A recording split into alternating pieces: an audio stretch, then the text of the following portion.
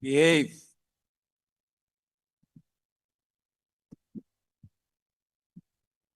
Honorable Speaker, honorable members, members of the Progressive Caucus, ATM led by President Vuyo Zungula, EFF led by President Julius Malema, NCC led by President Fadil Adams, UAT led by President Wanda Mhlatsi, MK led by President Jacob Zuma.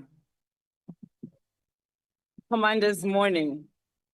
I rise today not merely as a member of this House, but as a vessel of people whose voices have long been stifled by colonial borders, economic exclusion, and systematic inequality. I rise as a daughter of Africa and as a committed Pan-Africanist, as South Africa's representative in the Pan-African Parliament and as the chair of the Southern Caucus. I speak for the dignity of our people, from the townships of the Vaal to the rivers of the Congo. Our theme, harnessing parliamentary diplomacy for global solidarity, equality, and sustainability, must not be reduced to aspirational rhetoric. It must inform how we legislate, how we negotiate, and how we resist the status quo. Traditionally, parliaments were seen as domestic chambers removed from international politics. But in this multipolar world shaped by ecological crisis, financial imperialism, and technological war, Parliament must become a frontline soldier in diplomacy. Parliamentary diplomacy is not about exchanging niceties with diplomats. It's about deepening cross-border alliances for peace, for justice, and shared liberation. We must forge parliamentary alliances not only with BRICS, but with Latin America, with Southeast Asia, and crucially with our African counterparts. These alliances must pursue common agendas on human rights, decolonial education, indigenous knowledge systems, and the preservation of sovereignty. The Pan-African Parliament must be strengthened as a legislative counterforce to global bodies that are too often undermined Africa's autonomy. We are told that we live in a global community, but whose voices shape the community, whose lives are made expendable for the profits of the few? Global solidarity, particularly among the global South, must be reclaimed as a political weapon against neocolonial control. We reject aid models that entrench dependency, trade agreements that strip sovereignty, and debt regimes that handcuff development. South Africa must no longer serve as a proxy for Western interests on the African continent. As we assume the G20 chairship, we must ask boldly, are we vessels for global capital or catalysts for African resurgence? Let us remember the Bandung Conference of 1955 that taught us that solidarity is not charity, it's a strategy. That is why we recall it. That is why we honor it. That is why we extend it 70 years later into the world we want to build. The era of polite begging is over. This is a time for legislative activism, for championing human rights, Palestinian freedom, debt cancellation, and climate justice through our voices, not borrowed scripts from the global North. Progressive Caucus, if we listen closely, there's a drumbeat echoing across Africa. It's coming from Niger, where youth are saying, we are not your colony. From Burkina Faso, where citizens are saying, we are not your base camp. From Guinea, Mali, and Gabon, driven by the rising anti-imperialist sentiment, insecurity, and frustration with corrupt, Western-aligned governments. What the West hastily labels as coups d'etats in the Sahel region, we as Africans must rightfully recognize them as coups de libération, coup of liberation. They are not extremists, they are not anarchists, they're simply tired of being polite about poverty. We too have a duty to stand in global solidarity, not only with those who make headlines, but with those who live in silence. Solidarity means aligning with Palestine, with Cuba and Haiti, not as charity, but as comrades. It means building alternative regional financial institutions that are free from Bretton Woods coloniality. It means standing with African nations, resisting African militarization and rejecting proxy wars on African soil.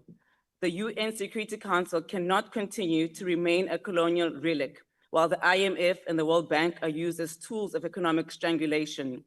World Trade Organization rules should not be used to cripple African farmers, workers, or informal traders. Let us be clear, equality is not inclusion into unjust systems. It is a dismantling of those systems altogether. In plain truth, equality will cost someone privilege, and that's okay, because if we're serious about justice, someone's comfort has to be disrupted. True equality demands that Africa no longer negotiates with a begging bowl. We must fight for equitable representation and global decision-making platforms, not as tokens, but as agenda setters. Domestically, we cannot call for equality abroad and preside over local government failures at home. When women walk kilometers for water, when youth are devoured by unemployment, and when service delivery collapses, we are betraying our Pan-African ideals. To those who hoard positions and privilege while our people suffer, we see you. The sustainability we speak of must go beyond environmental tokenism. We are not fighting for clean air. We are fighting for the right to live with dignity. Social sustainability means every child in the township has a school, a meal, and a dream. Economic sustainability means we shift from extra activism to beneficiation, that trade agreements favor local producers, that minerals feed development, not foreign stock markets. Let me say this clearly, sustainability is not just about hugging trees and banning straws. It's about asking, can our people survive here with dignity in 20 years, in 50 years? It's about land, it's about food sovereignty. It's about whether the grandmother in Eastern Cape will ever see her grandchildren find work in the village, not just flee to the city to be swallowed by the hustle. And it's also about spiritual sustainability, reclaiming African indigenous wisdom, ancestral traditions, and ethical governments, rooted in Ubuntu. It means we do not measure progress in GDP alone, but in well-being of communities and the wisdom of our elders. To multinational corporations who brand themselves green while poisoning our rivers and looting our soil for economic gains, we see you. We demand a just transition, but one that is truly just for the African context, not standards imposed by Europe. Climate justice must not be the next frontier of imperial profits. We welcome the African Union's declaration of 2025 as a year of justice and reparations, but we ask again, how long must Africa wait? The West has no problem calculating carbon credits, but suddenly loses its calculator when it comes to reparations. Reparations are not historical nostalgia, they are economic justice. And for those who continue to sideline African women in diplomacy and governance, your time is up.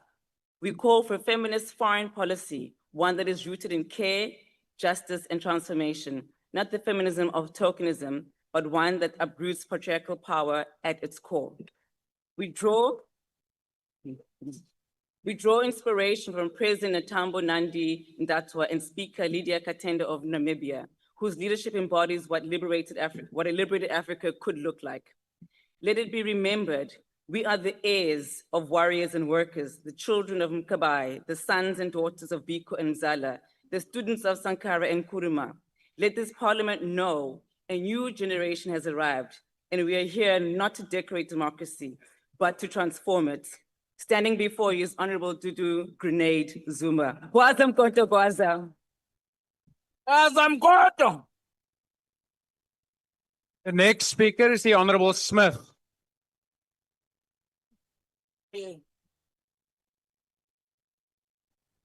Hamba nabo mkhonto, gwaza mkhonto. Yes.